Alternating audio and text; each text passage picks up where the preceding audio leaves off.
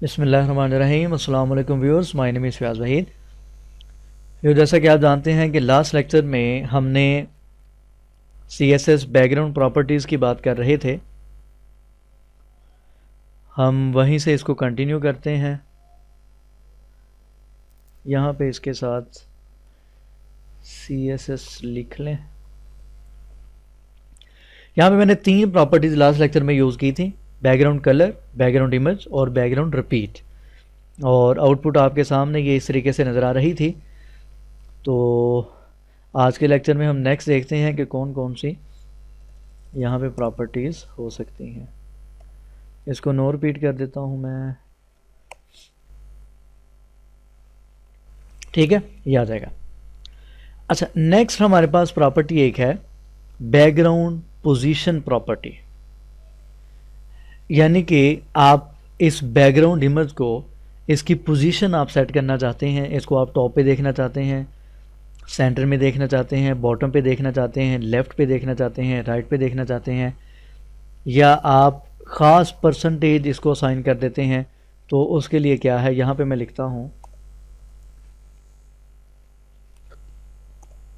Background position. यहाँ पे for example मैं लिखता हूँ राइट, ठीक है, तो उसकी पोजीशन राइट पे चली जाएगी। इसको लेफ्ट करते हैं तो ये इमेज लेफ्ट साइड पे आ जाएगा। इसी तरीके से अगर मैं यहाँ पे सेंटर कर देता हूँ तो इमेज सेंटर में चला जाएगा। ऐसे ही आप टॉप और बॉटम भी यूज़ कर सकते हैं, ठीक है। ये इस तरीके से टॉप, और ऐसे ही हम यहाँ पे बॉटम यूज़ कर सकते हैं। ये टॉप और बॉटम आपको वाज़े उस टाइम हो जाएंगे अगर आप यहाँ पे, यानी कि टेक्स्ट वगैरह लिखा होगा, कोई डिव वगैरह बनी होगी, तो उस हिसाब से आप इसको एडजस्ट कर सकते हैं। तो इस तरीके से बैकग्राउंड पोजीशन आप, यानी कि इस बैकग्राउंड की जो इमेज है, अगर तो आपका इमेज पूरी स्क्रीन पे नहीं है फिर तो ऑब्वियसली आपको उसकी पोजीशन सेट करना पड़ेगी। अगर तो आपने full screen background image use किया है तो फिर उसकी पोजीशन की ज़रूरत पड़ती ही नहीं है, ठीक है।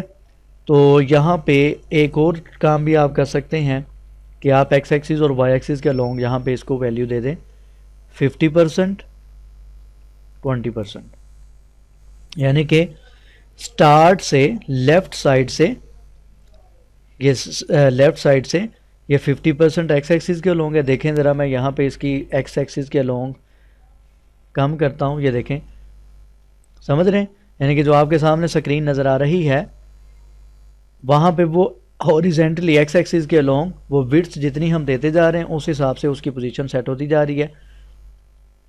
इसी तरीके से वाई एक्सिस की होगी,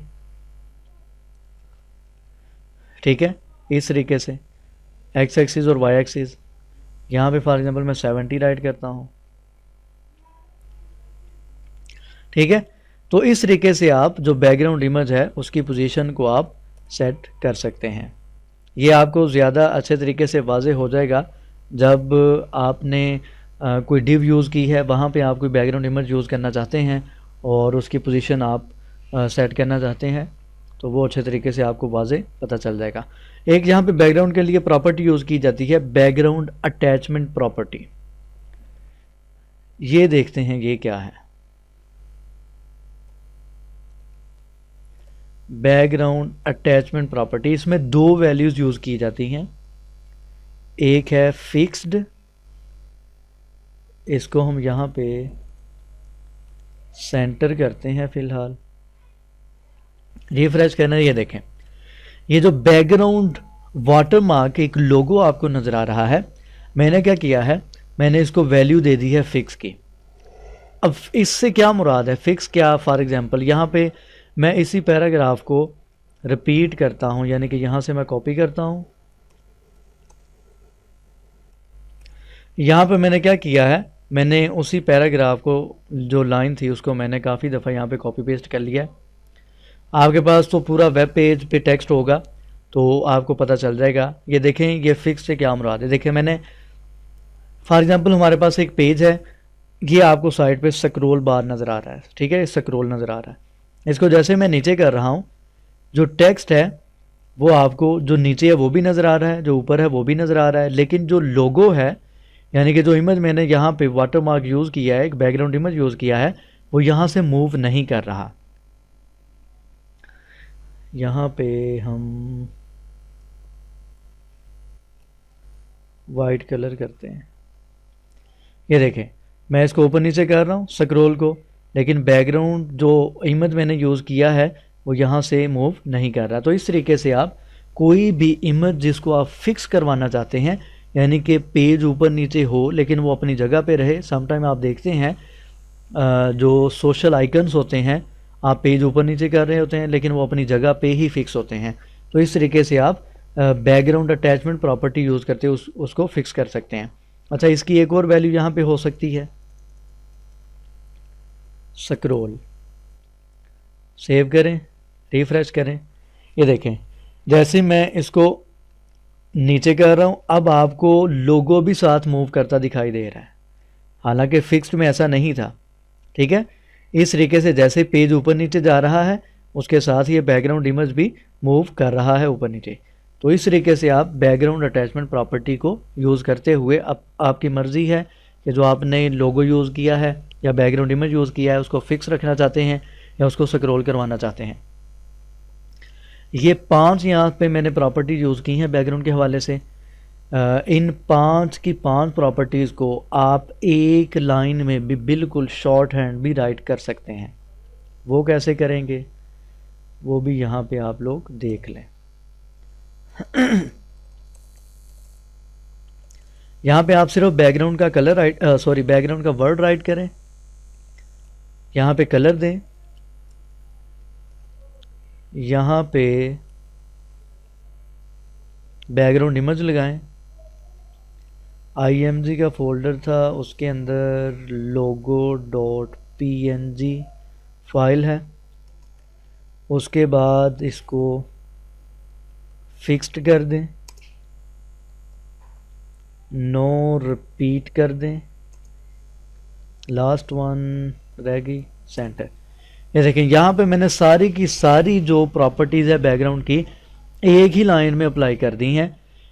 बैकग्राउंड कलर वाइट हो, इमेज ये हो, पोजीशन उसकी फिक्स्ड हो, नो रिपीट हो और वो सेंटर में होना चाहिए, ठीक है। इसको चेक करते हैं, रिफ्रेश करें, पेज को ऊपर नीचे करें, इमेज आपके सामने फिक्स है।